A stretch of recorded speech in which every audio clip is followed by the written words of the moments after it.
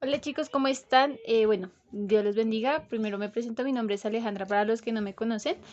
Y pues les pido una disculpa por no haber subido este video antes, ya que tuve algunos inconvenientes por tiempo, pero bueno. Veníamos hablando sobre los mártires y los apóstoles. A mí me tocó el apóstol Marcos, ¿listo? Todo lo que vayamos a leer, lo voy a leer en perdón, en Reina Valera, para que me puedan acompañar con sus Biblias y pues vamos a continuar, ¿listo? Entonces para empezar pues vamos a orar y ya. ¿Listo? Entonces vamos a cerrar nuestros ojitos y comencemos. Señor Jesús, te damos gracias, Espíritu Santo, por lo que haces hoy, Padre, por lo que harás, Papá Dios, porque tú nos hablas y nos muestras la revelación divina de tu palabra, Padre, porque tú estás presente en cada momento, Padre. Te pedimos, por favor, que seas tú hablando a nuestro corazón, Padre, a darnos entendimiento de lo que vamos a hablar, Padre, y muéstranos más de ti, Señor Jesús. Ayúdanos a ser como aquellos hombres que, Padre, se eran apasionados por ti, Padre. Ayúdanos a llegar a esa pasión por ti, Padre, y ayúdanos a llegar a la estatura del varón perfecto, Espíritu Santo. Te damos muchísimas gracias, Padre. Amén y amén. Listo. Entonces, como les dije, pues vamos a empezar con el estudio del apóstol Marcos. Realmente, pues es muy poca la información que hay con respecto al apóstol Marcos. Quiero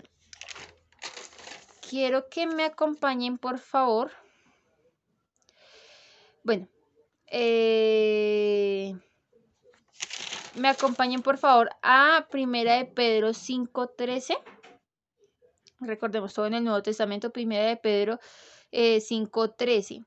Entonces, en este versículo vamos a ver que Marcos era un compañero de Pedro y era el hijo espiritual de Pedro. Realmente Marcos nunca fue uno de los discípulos de Jesús, sino que Marcos todo lo que aprendió lo aprendió a través de Pedro, que le iba dando le iba dando la información y toda la narrativa para que él tuviera la oportunidad de escribirlo. ¿Listo?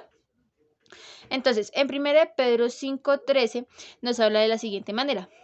La iglesia que está en Babilonia, elegida juntamente con vosotros, y Marcos, mi hijo, os saluda. Ahí está hablando Pedro y dice, mi hijo Marcos os saluda. ¿Listo? Entonces, eh, como les había dicho, recibió todas las enseñanzas sobre Jesús y los fue acumulando y escribiendo mediante Pedro le iba contando. Se estipula que más o menos Marcos era un niño cuando Jesucristo estaba predicando, pues que fue también una de las primeras personas que Pedro bautizó,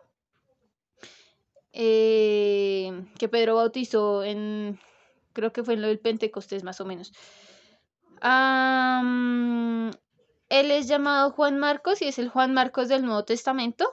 Y esto lo encontramos en Hechos 12:12. Entonces, para que me acompañen, por favor. Hechos 12:12. Dice, y habiendo considerado esto, llegó a casa de María, la madre de Juan, el que tenía por sobrenombre Marcos, donde muchos estaban reunidos y orando. ¿Listo?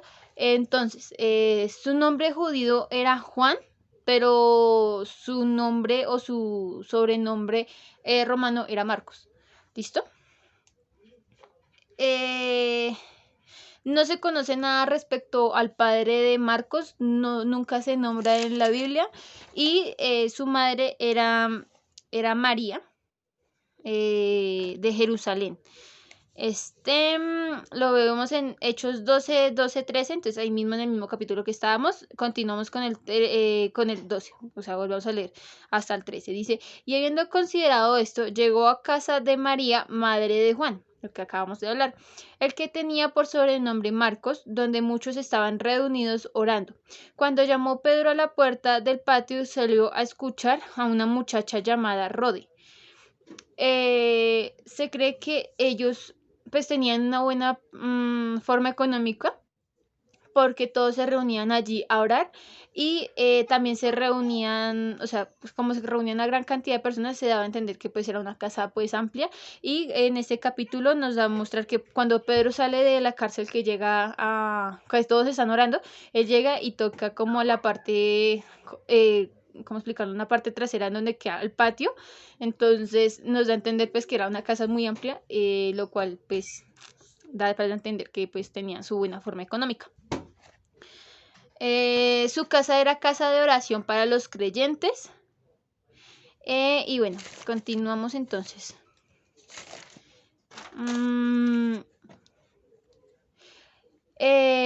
Marcos se unió al primer viaje de Pablo y Bernabé. Bernabé era primo de Marcos, ¿listo? En su primer viaje misionero, pero en el segundo viaje misionero, por un desacuerdo, Marcos no fue. Por un desacuerdo entre Bernabé y Pablo, entonces por eso no tuvieron la posibilidad. Marcos no tuvo la posibilidad de volver a viajar con Pablo en ese momento. Esto lo encontramos en Hechos 15, 37. Entonces quiero que me acompañen a Hechos 15, versículo 37, del 37 al 38. Entonces dice: y Bernabé quería que llevasen consigo a Juan, el que tenía por sobrenombre Marcos, pero Pablo no le parecía bien llevar consigo al que se había apartado de ellos desde Panfilia y no había ido con ellos a la obra. Listo. Continuamos. En 2 Timoteo 4:11, Pablo llama a Marcos para que le acompañara. O sea, después de mucho tiempo, Marcos empieza a moldear su carácter y a mejorar. Entonces Pablo, después de mucho tiempo, le llamó que era una vasija útil para la enseñanza de él. Cambió y maduró espiritualmente y se reconcilió con Pablo, y pues Pablo después lo consideró como un colaborador, pero no como un colaborador cualquiera, sino muy importante. Como les había dicho, eso lo podemos ver en Segunda de Timoteo 4:11, que dice: solo Lucas está conmigo. Toma a Marcos y tráele conmigo porque me es útil para el ministerio. También lo encontramos en Colosenses 4:19, perdón, 4:18. Y, perdón, no, 4:18 no, es Filipenses, qué pena con ustedes. Filipenses 1:23 al 24, que dice: porque de ambas cosas estoy puesto en estrecho, teniendo deseo de partir y estar con Cristo, lo cual es muchísimo mejor, pero quedar en la carne es más necesario por causa de vosotros. ¿Listo? Entonces, continuamos. Marcos está más que todo dirigido para los gentiles, o sea, para los romanos, a fin de fortalecer la fe y en ese momento que estaban siendo perseguidos. Marcos no comienza con la genealogía, de Cristo, como Mateo lo hace, porque realmente a los gentiles esto no les importaría. Y no estarían interesados en el linaje humano de Jesucristo, sino estarían interesados en lo que hacía Jesucristo. Tenemos los versículos más conocidos de Marcos, o sea, si me acompañan acá, Marcos, sería Marcos 1:11, que es: y vino una voz de los cielos que decía: tú eres mi Hijo amado, y en ti tengo complacencia. Marcos 1:17, que dice: y les dijo Jesús: venid en pos de mí, y haréis que seáis pescadores de hombres.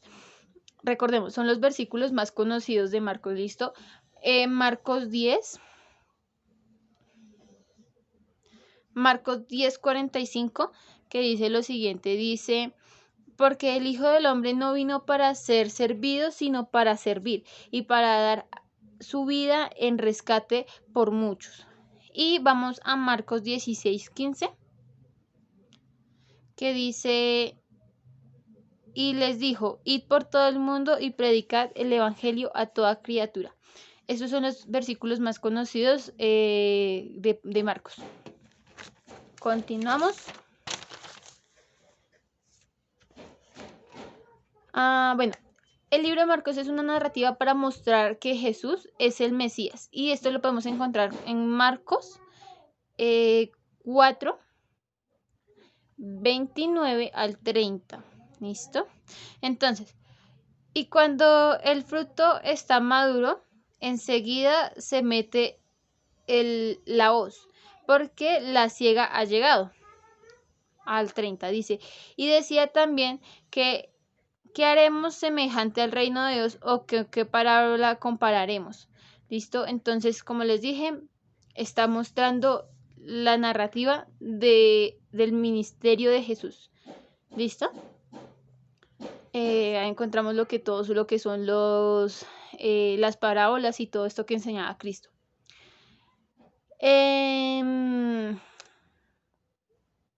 Bueno, mostramos en Hechos 12:15 que moldeó su carácter con respecto a lo de los viajes y por lo que estaba sucediendo en ese tiempo. Está en Hechos 12:25.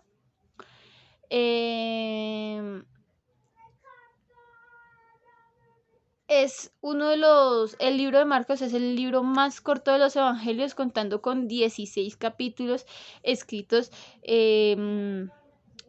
inicialmente en griego, y más o menos cuenta con alrededor de 11,000 palabras. ¿Listo?